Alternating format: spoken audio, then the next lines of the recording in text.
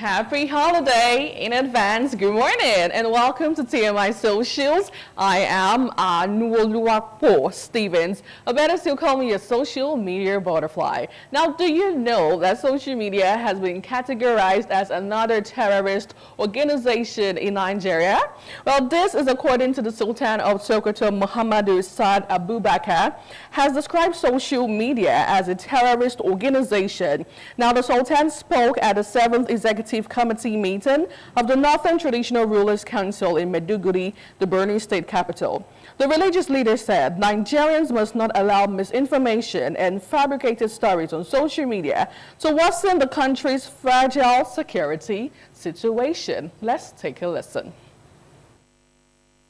What happened has happened, and it's there written. You can't come and be through social media, but that's one terrorist organization, social media. Social media is a terrorist organization. What they do, put somebody in his comfort room and formulate stories, and you will swear that it's true. So, social media is a terrorist organization that we must deal with. Security agencies must deal with this terrorist organization called social media. So we're not happy with what's been happening either on the plateau or other. Absolutely, you heard it from the horse's mouth already anyway, how Nigerians been reacting to this viral video. Let's take a look at a couple of interesting responses. Now, Calvin says, social media is what keeps people informed about the realities on ground, where it's safe, where it's not, and what's really happening. If you stand against a platform that's helping share this vital information, you are not just turning a blind eye, you are aiding the chaos, and it's hard not to question your motives. All right, another user, Jeff, wrote, he has never condemned Boko Haram ravaging the north. That's what Jeffy is saying on Instagram. But still in the story, Calvin says, elders are everything wrong with Nigeria, and the culture of respecting elders undeservedly has cost us so much.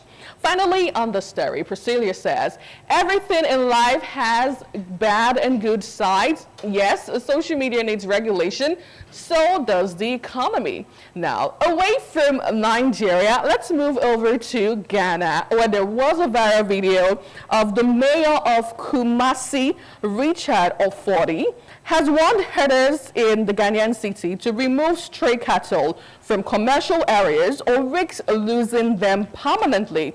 He says beginning from May 1st, 2025, any cow found roaming freely in markets, streets, or public centers in Kumasi will be slaughtered, the mayor declared. The mayor added that the meat from these impounded cattle will be distributed to local prisons to feed inmates. Now, don't you want to go to the prison there already?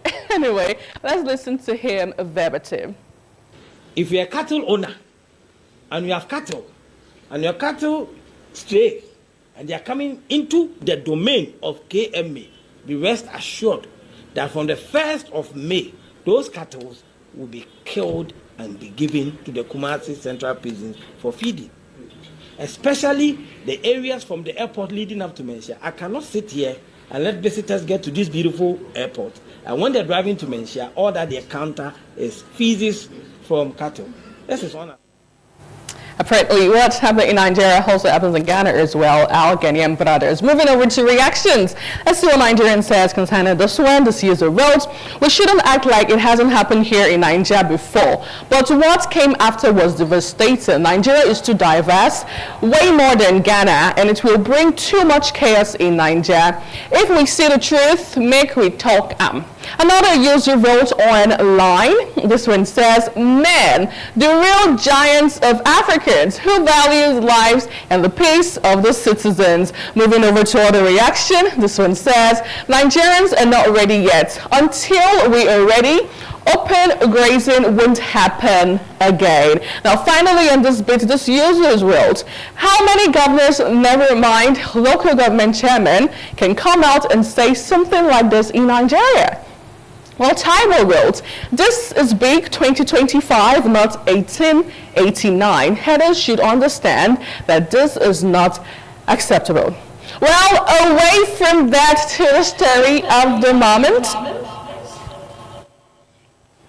Away from that to the story of the moment on the footballing scene, where we saw hashtag home and away trending online. We saw Gunners trending online as Arsenal fans would not let us breathe at this point. Anyway, Arsenal dumped holders Real Madrid out of the Champions League as a stunning 2-1 win as the Bernabeu sealed a 5-1 aggregate victory to set up a semi-final against Paris Saint-Germain. Now, led by the Bukayo Saka, who dinked a superb finish over Thibaut Courtois in the second half, having earlier had a Panenka penalty that saved the goalkeeper.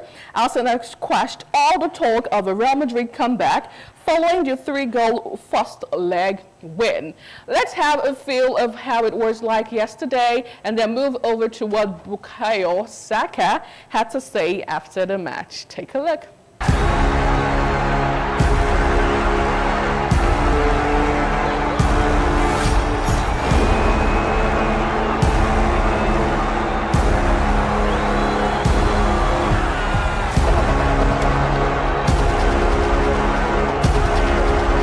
Bukayo, over 2 legs of this tie. How proud are you of this team?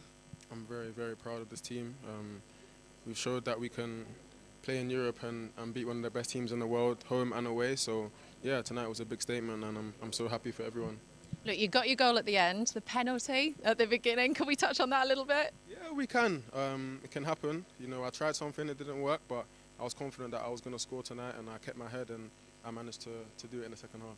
Do you feel you learnt something in that moment? Yeah, I learn in every moment, and obviously I'll learn from it, move forward. But yeah, tonight I'm more focused on enjoying the win, and maybe tomorrow or next week I'll review it properly. For large parts of that game, you looked so comfortable defensively. Did you feel comfortable out there? Yeah, we felt comfortable. We're quite good when we get into a low block, and we showed that again tonight. So I'm proud of everyone. It did take a lot of hard work, a lot of running, but yeah, we managed to do it and keep them to score less goals tonight. Paris Saint-Germain, you have already beaten this Champions League campaign. Now you're going to meet them in semi-finals. How different are the two teams from when you last met? Yeah, much different. Now talk about some bragging rights, especially for Arsenal Gunners. Well, the fact that Bukayo Saka said beating the best team, one of the best team in the world, home and away. Ouch. Anyway, Timmy Dakola says, "Dear Gunners, pepper them, rub it in. They were waiting for us to lose. We did it home and away." Now another user wrote, "This is how you walk the talk, by beating the holders home and away." Still on this one, JJ Omojua says, "We know you have won it 15 times and you come back all the time. However, respect your opponent at all times. That is the least expected of professionals. All that nonsense talk just to lose home and away, rubbish." Now, interestingly, I saw a tweet from Abubakar and I was shocked. Well, he says, and I quote, "Arsenal just taught us a lesson in consolidating our strength in a coalition vehicle. Victory is assured when we stand united." Now, tell me about it. Atiku trying to mix politics and sports.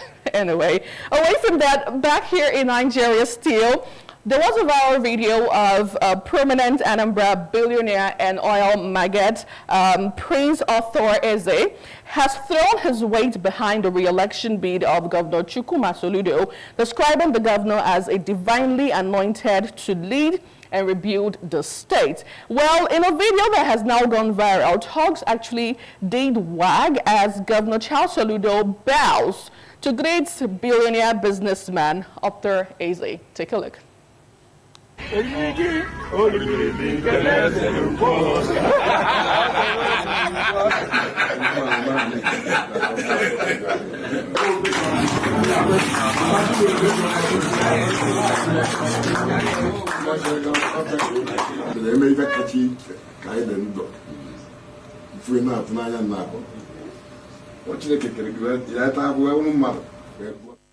Now imagine a governor bowing down for a billionaire in the States. Anyway, let's see what social media users did say regarding this one. This user Nadi on Instagram says, is Arthur Eze his mate? He knows Arthur can make the seat uncomfortable for him. Another user wrote, Governor Soludo is not Arthur's mate. That shows respect. Now, this user also did say, Uche says, which one is all this bow nonsense? It's respect for elders and courtesy, or even genuflecting, no more part of our culture. SMH. Now, finally, on the story, this user says, Eze is older, more influential, richer. Not only books Soludo used past apps. So, what do you expect? Now, we already know that the federal government has called Friday public holiday and Monday public holiday. Well, here is a viral video of our dancing governor, Ademola Adeleke. He actually did show his colleagues how it is done when he rocked his nephew's song at the PDP governor's meeting that actually happened on April 14th in Ibadan. Now, let's have a feel.